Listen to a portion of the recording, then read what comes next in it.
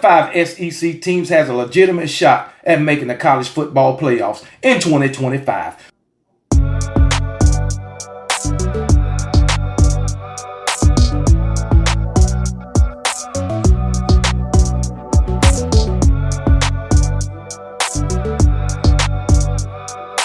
What's up, everybody? Welcome back to the channel. It's your boy Kangaroo Black coming back once again to talk about the 5 SEC teams that CBS Sports seems to think has a legitimate shot at making the college football playoffs. And we not going to waste any time. We're going to get right into the video. And the first team that they mentioned is those Texas Longhorns. Even though they will have a first-year starting quarterback in Arch Manning. We done seen glimpses of Arch Manning, mostly in what they want to call it, situational appearances. We'll just say that. All right. They use him mostly in RPO situations when they close to the goal line or when they got a 3rd and 1 or 4th and 1. But he will be the starter this season. So all his attributes, all his talents is going to have to be on display. We know that Texas lost twice to those Georgia Bulldogs last year. And then again, they got Georgia on their schedule this year. And they opened up the season with defending national champion Ohio State. They also got the Florida Gators on their schedule, in which I think if DJ Lagway can stay healthy, they will be a much improved team. And also they got their rival, Texas A&M. So they don't have a schedule that's a cakewalk. They don't have that. They don't have that. They lost some pieces and they picked up some pieces in their transfer portal. But this is what CBS had to say about Texas. CBS Sports had to say about those Texas Longhorns. Can Arch Manning deliver Texas a national championship? Sure, but he'll need to deliver under pressure and take over games as the Longhorns break in a new offensive line and replace 2 of the top 3 receivers. Texas draws a difficult schedule, starting with the season opener against the defending national champions, Ohio State. The Longhorns return only 1 starter along the offensive line, meaning Arch Manning duality will be on full display, especially early in the season. The defense seems poised for another top 10 finish, but must replace elite defensive tackles for his 2nd consecutive year. Vernon Brogman and Alfred Collins are gone, but the staff reloaded with 3 transfers, plus edge rusher Colin Simmons returned after leading the team with 9 sacks and forcing 3 fumbles and picking off a pass last season. The defense will be fine. And we trust Steve Sarkisian to deliver on offense and perhaps hunt down one more offensive game changer in the spring transfer portal window. We expect an explosive attack with a more dynamic quarterback replacing Quinn Ewers. Circle the trips to Florida on October the 4th and Georgia November the 15th. We're going to see if Texas is a contender or a pretender. I think this might be a rough season for Texas. We really don't know what Arch Manning can do, but we're about to find out. But CBS Sports, they got Texas as one of the 5 teams, legitimate SEC teams, to make the college football playoff in 2025. Moving on. They got the Ole Miss Rebels. We know what Ole Miss brought to the table last year. They lost some games that they shouldn't have lost. They beat Georgia, though. And it seems like when they beat Georgia, just like Alabama, they went downhill. Lane Kiffin, sometimes, in my opinion, he cost his teams games because he loved to go for it on 4th down.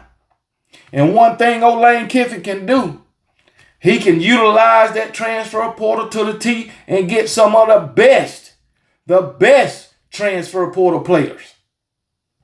He can do that. And I think he got a good transfer player from Alabama at wide receiver in Caleb Odom. He couldn't get on the field at Alabama, but I guarantee you Lane Kiffin is going to utilize that young man. Guarantee it.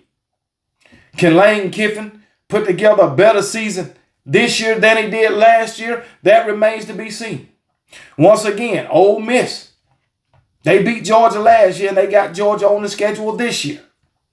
They don't have Alabama. Let's see who else they got. They got Georgia. They got Oklahoma, South Carolina, Florida, okay, LSU. So Ole Miss don't have a cupcake schedule either. They don't have a schedule that they can just run through. Not in the SEC.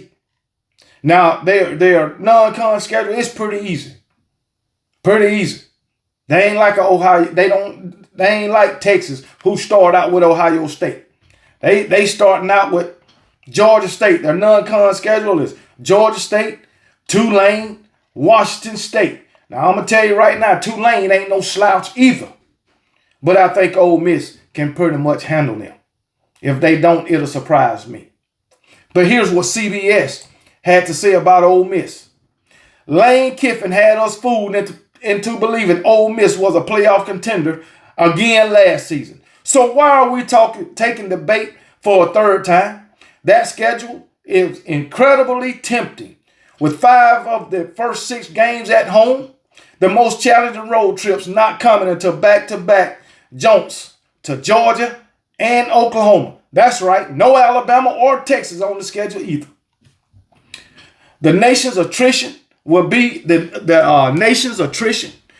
on quarterback after record-setting passer Jackson Dart career ended, but that's not the spot that gives us pause. The roster must reload with a slew of transfers and prep additions. The defensive line is of particular concern with Sertan Perkins, who had 10.5 sacks last season, returns as Walter Nolan and Prince, I call him Prince U, chase their NFL dreams. Now, Sertan Perkins, he's a pretty good damn player. 10.5 sacks, and I think he probably will get a couple of more this season. I think he'll get at least 15 sacks this season. Just my opinion from what we saw of him last season. Ole Miss lost half a dozen receivers, including 3 future NFL players, but returns Caden Lee, who had 874 yards receiving last year, and adds 5 more from the transfer portal as Kiffin continues his money ball approach. 5 receivers out the transfer portal, replicating or exceeding production in the exceeding the production. Oklahoma State. These are the transfers. Oklahoma State, DeJon Sterling, 882 yards last season. Penn State's Harrison Wallace III, 720 yards last season. West Virginia, Traylon Ray, 426 yards last season.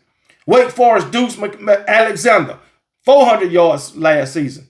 And Ole Miss lead the nation with the number 2 transfer class, according to 247 Sports. Lane Kiffin, he does this every year. He goes into the transfer portal and get elite players, and they produce on the field. Just haven't made the playoffs yet. But I think Ole Miss will have a pretty good season. But hey, it is what it is. New quarterback, it says expect Austin Simmons, who backed up Jackson Dart for 2 years, to take over as quarterback. Remember, he came in the game and led a touchdown drive in that blowout win over the Georgia Bulldogs last season. Will they beat them Georgia Bulldogs this season?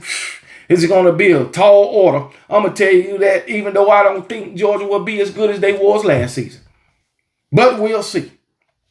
All right, so you got Texas and Ole Miss that CBS thinks will be a legitimate playoff contender from the SEC in 2025. Moving on, we got LSU. LSU, boy, we know that defense is a travesty. It's been a travesty for the last 2 years. And now your defensive line coach, Bo Davis, is gone. I believe he went to the NFL. He's gone now. So we'll see what happens with that defensive line. Come on now. Defensive line coach Bo Davis is gone. Bo Davis is one of the best defensive line coaches in all college football, or was. I believe he went to the NFL, if I'm not mistaken. So they had to replace him. Garrett Nussmeier will be back, but they lost some great wide receivers. One of them who have off the field issues. So we're going to see what happens with LSU. Brian Kelly, he like to talk the talk, but the product he put on the field don't walk the walk. That's all I know. And this is what CBS had to say about LSU. Brian Kelly's not afraid. He's angry. I mean, he's always angry, or pretend to be. How else can you explain the Tigers terrorizing the transfer portal, outpacing the field by a wide margin to record to record the #1 class with only 16 commitments? As my colleague John talked to open earlier this spring, opinion earlier this season, perhaps the best thing that happened to LSU was Bryce Underwood picking Michigan. LSU saved this money and spread the wealth to land blue chip after blue chip, picking up 8 players from SEC rivals and solidifying the defense with highly rated pass rushers, Patrick Payton and Jack Fiburn, and 2 ready-made starters at receiver, Nick Anderson and Baron Brown. We're going to see about that. Our biggest concern is the offensive line, which loses 4 starters. Quarterback Garrett Nussmeier is the SEC's leading returning passer with over 4,000 yards, but benefit from the best pass protection in the league. Only 15 sacks allowed. Transfer Josh Thompson and Braylon Moore must live up to the hype along the interior. You don't know what you get?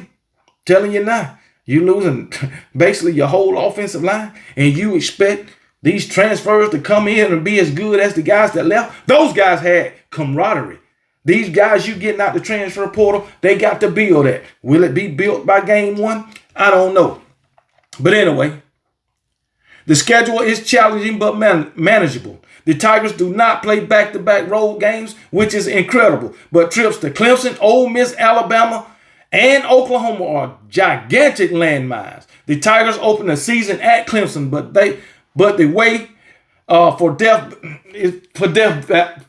Valley's bragging rights. LSU's is called Death Valley.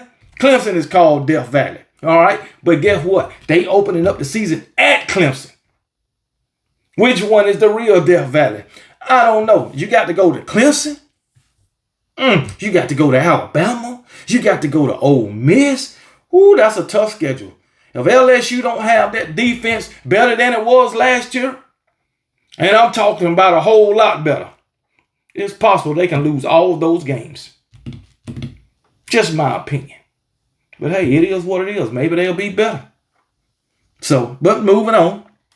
So add Ole Miss to the list of teams that CBS seems to think will be a playoff contender next season. Next on the list, they got them Georgia Bulldogs. And I'm going from the bottom of the list to the top of the list. But they got these Georgia Bulldogs on the list. Georgia Bulldogs defending SEC champions. All right?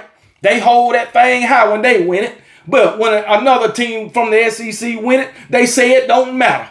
It don't matter to Georgia fans unless they win it. But that's okay. They wanna, downgrade the SEC championship when my Alabama Crimson Tide win it. That's okay.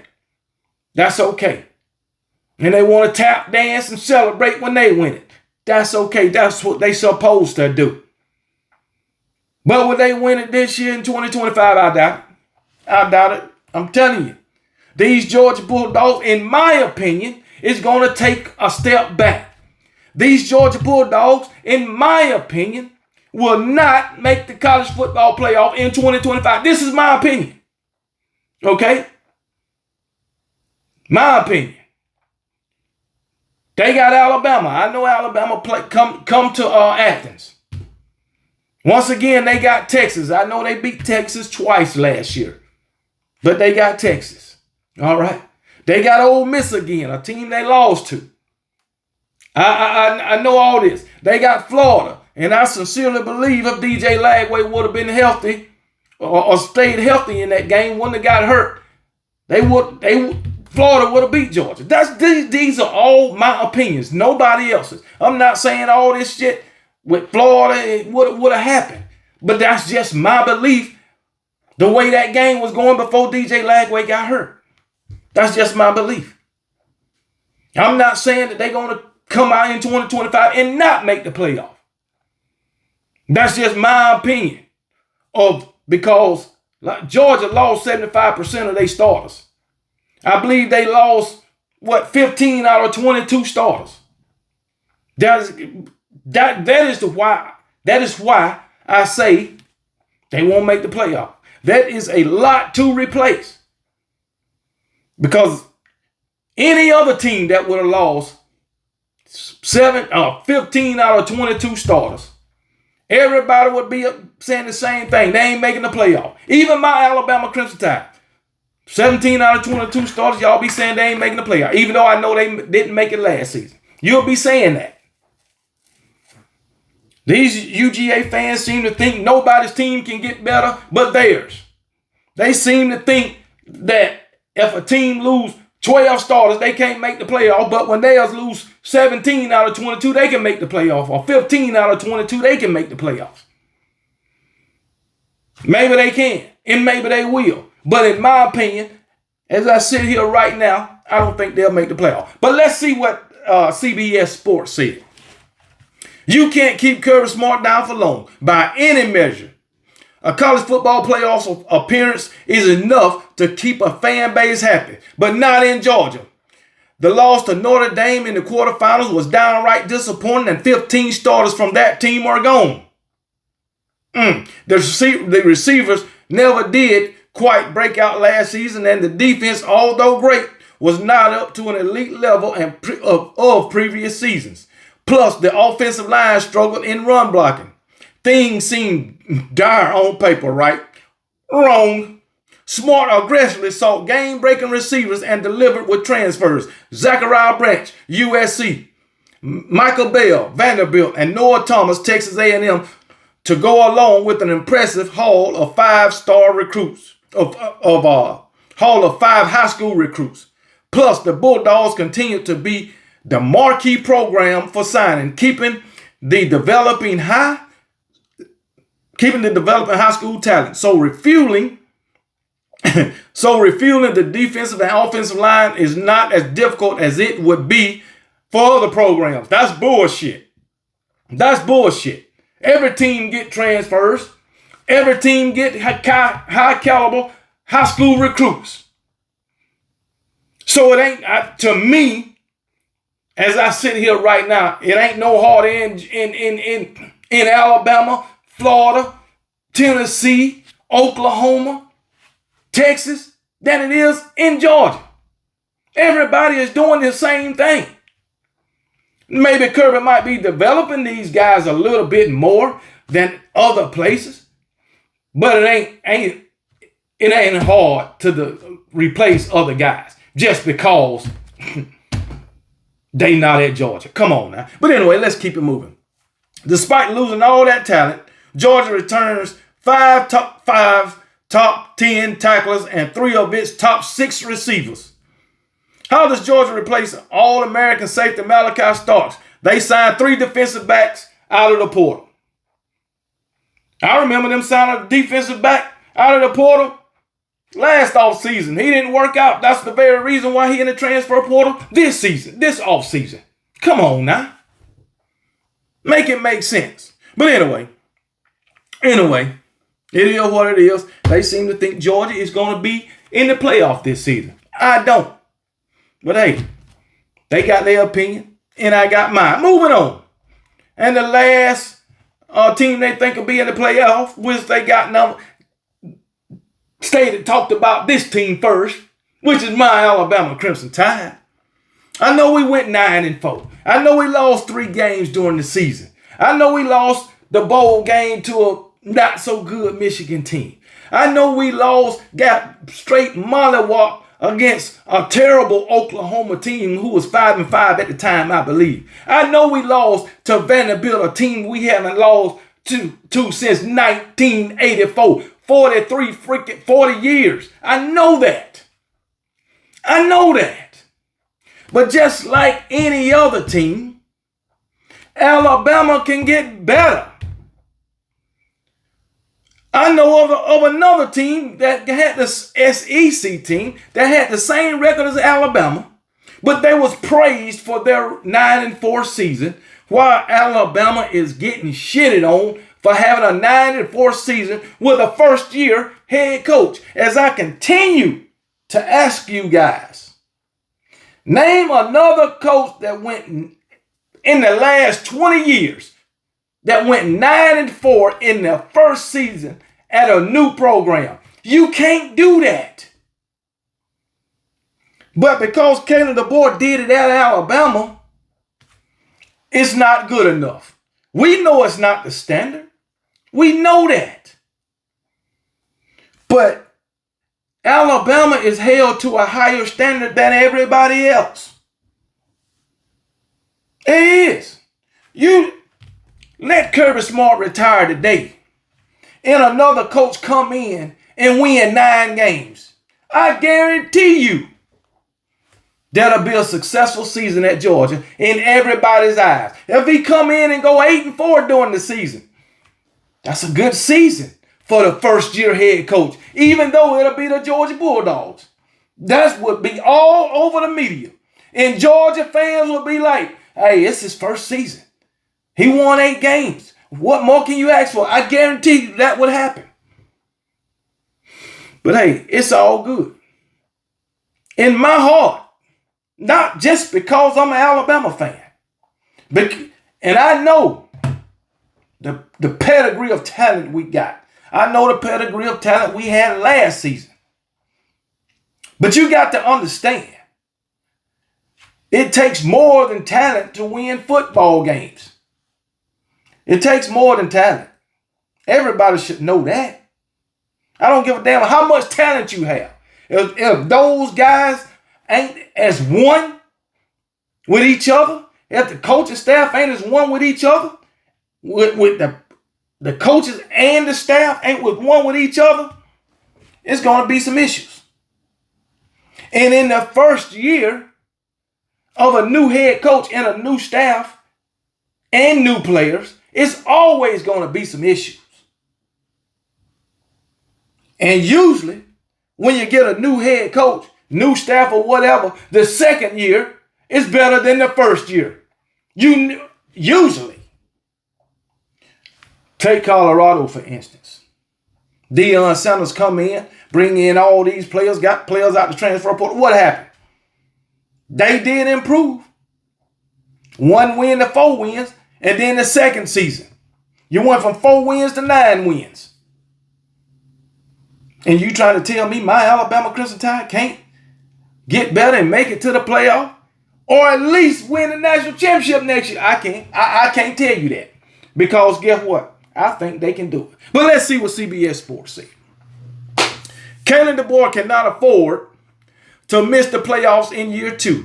An underwhelming 9-4 start to his Alabama career places the onus on him to lift the tide into the 12-team college football playoff this season. And he must do so while replacing a quarterback and refilling several holes along the offensive and defensive line, the primary units responsible for success and failure in the SEC. Still, the Tide ranks number 2 in the initial SP Plus ratings. The favorite to replace Jalen Milroy at quarterback is Ty Simpson, who DeBoer has praised often. But keep an eye on Austin Mack and 5-star Keelan Russell in the offseason, and newly hired offensive coordinator Ryan Grubb reconfigures the offense into something that may more resemble the Washington team he coordinated to an appearance in the 2023 National Championship game. Russell is undoubtedly the future after ranking number 2 overall in the 247 rankings, but he will likely sit on the bench. Right tackle and left guard gives us concern, and the defensive line will need more help from the portal. The second level of the defense is elite, particularly at safety, led by Keon Saab and Bray Hubbard. We already know early in the season whether Alabama is a contender. The Tide travels to Florida State in the season opener and close September with a trip to rival Georgia, which is September 27th. Potential risers, South Carolina and Auburn, are the toughest road games remaining on the schedule. Okay, you see how all these concerns with Alabama? You see that? Defensive line, offensive line, right tackle, and left tackle and left guard, whatever. Yeah, left guard and right tackle are concerned. Another team got to replace all of that, just like my Alabama Crimson Tide. But they're only concerned about my Alabama Crimson Tide. They ain't concerned about that other team that lost 15 out of 22 starters. I'm just putting it out there. But I tell you what, my Alabama Crimson Tide going to be in that playoff. If neither one of these teams I mentioned be in the playoff, my Alabama Crimson Tide going to be there. I can guarantee you that. Guaranteed. Yes, sir. Yes, sir. Here, believe it. Believe it. But out of these teams, you got Texas. You got Georgia. You got Alabama. And who was the other one? Texas, Georgia, Alabama, and LSU. All right? But Texas, Georgia, and Alabama, they'll be coming into the season with new starting quarterbacks, first-year starting quarterbacks. And I'm going to tell you right now, my Alabama Crimson Tide quarterback, whoever it may be, is going to take my Alabama Crimson Tide to the playoffs and have better numbers than any other one of these first-year starting quarterbacks. My opinion. My opinion. You can jump on me if you want to. But that's just the confidence I have in my Alabama Crimson Tide and Coach Kalen DeBoer and his staff. So, hey, it is what it is. But CBS seems to think Alabama, Georgia, LSU, Ole Miss, and Texas are the 5 SEC teams with legitimate shots at being a college football playoff team in 2025. And that's it. Now, y'all be blessed. And remember, old KB don't give a piss about nothing but the Tide and roll damn Tide.